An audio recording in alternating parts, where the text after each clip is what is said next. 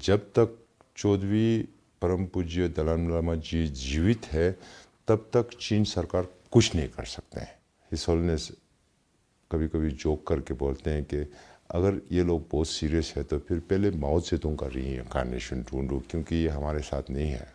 फिर डेंग शाओपिंग का ढूंढो, then maybe the Dalai Lama. अगर ये सब हुआ तो फिर दलाई लामा का ढूंढ सकता है। मैं तो हर बार चाइनीज़ को बोलते रहता हूँ, अगर 2 दलाई लामा हुआ तो ये पूरा जीवन का सरदर्द होगा। वो आपको चाहिए कि नहीं चाहिए। हिमाचल प्रदेश के धर्मशाला में 14वें दलाई लामा तेंजिन ग्यात्सो के 90वें जन्मदिन को धूमधाम से मनाया जा रहा है। दलाई लामा ने हाल ही में अपने उत्तराधिकारी के बारे में भी एक अहम घोषणा की है। इन्हीं सब मुद्दों पर बात करने के लिए आज हमारे मेहमान तिब्बतन गवर्नमेंट इन एग्जाइल के सिक्योंग या राष्ट्रपति पेन्पा सेरिंग हैं। बीबीसी पर आपका स्वागत है। बहुत बहुत धन्यवाद मुझे बुलाने के लिए। कहा जा रहा था कि अपने 90वें जन्मदिन के आसपास दलाई लामा अपने सक्सेसर के बारे में कोई इंडिकेशन दे सकते हैं या कोई निर्देश दे सकते हैं।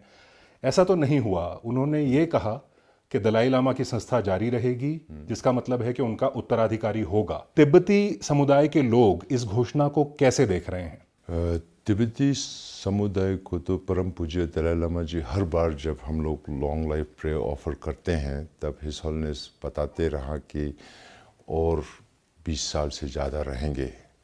तो हम सब हिज होलिनेस के शिष्य हैं और जो हिज होलिनेस बोलते हैं, परम पूज्य जी बोलते हैं, हम उसको विश्वास करते हैं। तो हम लोग समझते हैं कि अभी बहुत दूर है और 20 साल 25 साल होंगे जब तक हिज होलिनेस रहेंगे हमारे साथ।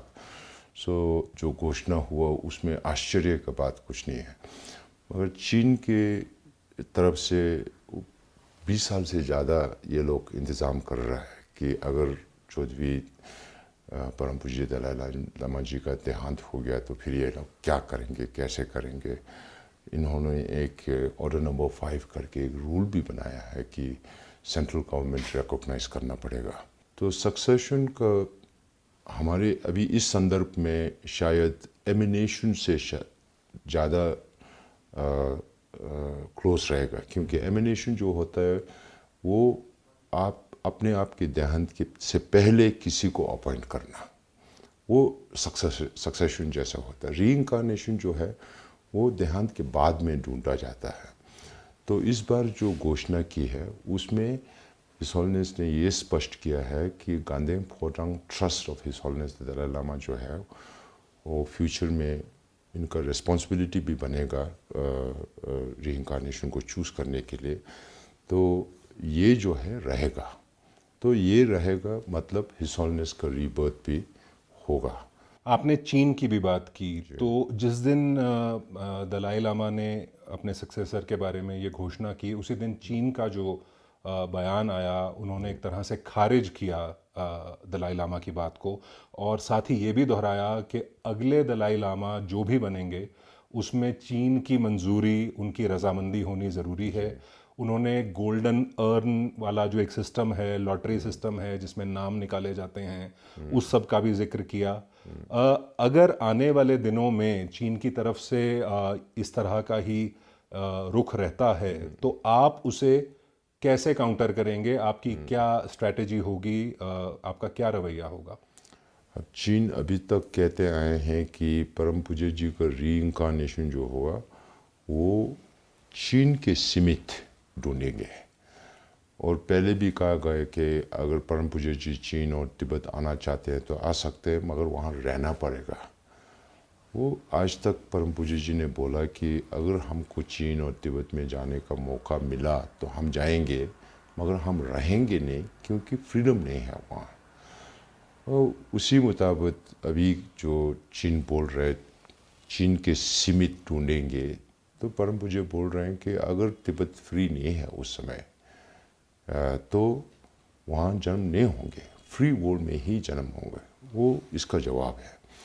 और दूसरा गोल्डन अर्न जो है वो चिंग मंचूस ने 1793 में, जब उनका थोड़ा असर था तिब्बत में, वो पॉलिटिकल टूल के लिए बनाया गया, इंट्रोड्यूस किया गया था 1793 में। तो उससे पहले 8 दलाई लामा आ चुके हैं गोल्डन अर्न था ही नहीं, तो उस आज दलाई लामा नहीं माना जाता क्योंकि गोल्डन अर्न यूज़ नहीं किया गया, प्रयोग नहीं किया गया है, तो उसमें लॉजिक नहीं है। 1800 से 1900 तक सिर्फ 2 बार प्रयोग हुआ, वो भी ट्रेडिशनल मीन से सिलेक्ट करके सिर्फ दिखाने के लिए वो किया, यूज़ नहीं किया है। नाउ अभी जो चीन बोल रहा है ट्रेडिशन से ब्रेक हो रहा है, तो ट्रेडिशन तो मेनली जब दलाई लामा पहले दलाई लामा से जो हुआ वो ट्रेडिशन है, ये बीच में आया हुआ तो इंटरफेरेंस है। और तीसरी बात जो ये बोल रहा है रजामंदी या सरकार का वो होना चाहिए, सरकार जो किसी धर्म को मानते नहीं है, हिंदू और बौद्ध धर्म में तो जन्म के बाद फिर और जन्म होने का, पिछले जन्म और अगले जन्म, ये सब का बात होता है, इसको विश्वास करने पड़ेगा ना। अगर रीबर्थ को विश्वास ही नहीं करते हैं तो फिर रीइंकार्नेशन के कैसे सवाल हो सके। इसलिए तो हिज होलिनेस कभी कभी जोक करके बोलते हैं कि अगर ये लोग बहुत सीरियस है तो फिर पहले माओ त्से-तुंग का रीइंकार्नेशन ढूंढो, क्योंकि ये हमारे साथ नहीं है, फिर डेंग शाओपिंग का ढूंढो, then maybe the Dalai Lama. अगर ये सब हुआ तो फिर दलाई लामा का ढूंढ सकता है, और बाकी चीन जो करना है वो करेंगे, हम जो बोलेंगे वो मानेगा नहीं, अगर 2 दलाई लामा हो या जो भी हो। जी, मैं उसी पे आ रहा था कि आने वाले समय में अगर ये स्थिति बनती है कि बीजिंग अपना एक दलाई लामा नियुक्त कर दे और तिब्बतन गवर्नमेंट इन एग्जाइल या जो एग्जाइल्ड कम्युनिटी है वो एक अपना दलाई लामा नियुक्त कर दें, तो इस स्थिति में जो तिब्बतन समुदाय की जो एक एकता है, क्या उस पर भी असर पड़ सकता है? कोई उसमें टकराव की स्थिति हो सकती है?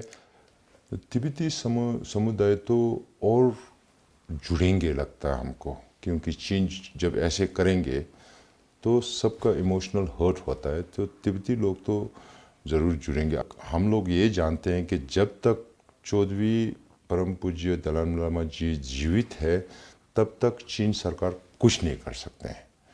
तो जितने भी साल हिज होलिनेस हमारे साथ रहें, उसके बीच में हम पहले समुदाय जो इफ़ेक्ट होता है वो तिब्बती समुदाय होता है, और तिब्बती समुदाय में तिब्बत के अंदर जो है वो तो फ्रीडम से बोल नहीं सकते, बाहर जो है वो बोल सकते हैं। तो बाहर सब लोगों ने हिज होलिनेस को पिटिशन किया कि कांदेफोरा इंस्टीट्यूशन को कंटिन्यू करना है, रीइंकार्नेशन आना है।